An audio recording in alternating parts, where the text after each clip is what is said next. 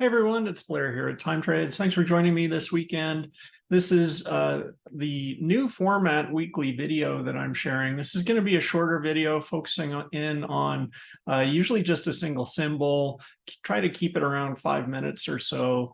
I'm putting most of my energy into a full-length video complete with forecasts for Time Trade subscribers. So you're welcome to go to timetrades.com and start a subscription there if you're interested in some more detail. Okay, so with that out of the way, I want to do a bit of a deep dive into how to use Gann Fans. I really love Gann Fans as a simple way to follow the trend and identify trend changes. So this is a technique that I use to introduce to all new Time Trades customers, and it's because it is so simple and because it is so powerful. All right, so you're looking at SPX. We're going to do an end-to-end example here of SPX and drawing Gann Fans on that and on ES within TradingView.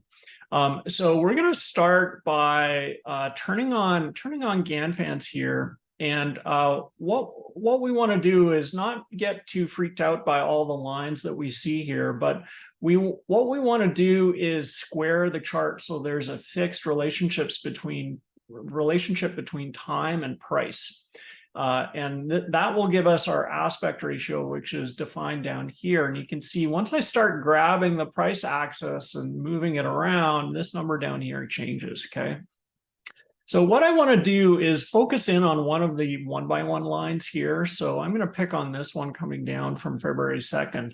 And what I want to do is just align things so that that one-by-one lines up with, a couple things. We want to see it be key resistance over here, and we want to see where it crosses, that those crosses are significant. So this is a significant cross here on March 29th. Over here, there's a significant resistance bar on March 22nd.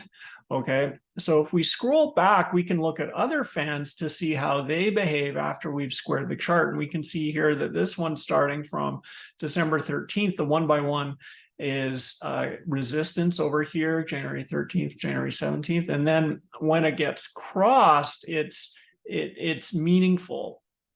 This is really the kickoff to a new move up into February 2nd. Okay, so that's one way to validate that the Gann Fans are in the right spot.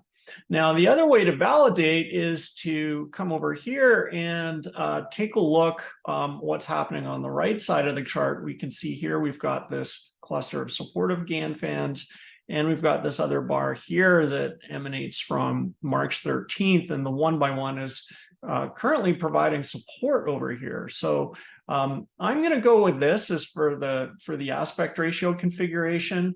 So the aspect ratio is 4.78. That's basically price per bar that establishes this ratio. So it's the price range divided by the bar range, and you get 4.78. So now we're going to go over to TradingView, and we're going to set that over here, 4.78. Okay. And this is in the chart settings. We're going to lock that price to bar ratio so that matches what was in Time Trades. And I'm going to do this on ES. And the prices are close enough so that there isn't going to be much of a difference here. So the next thing we want to do is identify the actual angle of that one-by-one. So let's use our reference bar here coming down from February 2nd and then touching March 22nd. So let's find those 2 points. We're going to draw a Gann fan, February 2nd, touching the high on March 22nd. There we go. And now we can measure that one-by-one angle with the trend angle tool in TradingView, and we get 41 degrees. Okay, so that's our one-by-one angle. So now what we can do is we can measure 41 degrees up from other key points here So this is from the March 13th low, 41 degrees. This is from the May 4th low, 41 degrees. And now we can draw some Gann fans from here. There's one. There's two. Okay. And now we can come up here and draw another one coming down from the July high, also at 41 degrees. And now we can do some analysis based on this. All right. So what is really interesting about this is we see price really respecting this one by one up that starts May 4th. Okay, so that was really the kickoff to the summer rally, and price remains above that one by one. The simplest way to interpret Gann fans is price above the one by one is bullish, price below is bearish. So you can see here that we're above the one by one on the intermediate term, but this one by one that was drawn from the most recent high in July, we're below that one. So that's usually kind of how things are. There's always a little bit of ambiguity when it comes to interpreting this, but certainly to build a forecast going forward, I would look at this one by one continuing to hold, at least in the short term.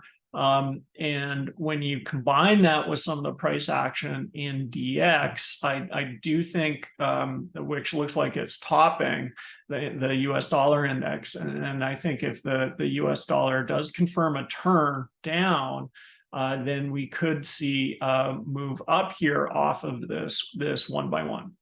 All right. So that's a good basic introduction on how to draw Gann fans and how to make the most in terms of interpreting them, and both the simplicity of them and the power of them. So I hope that helps, and you can take advantage of using this technique to create some good high risk or high reward, low risk trades.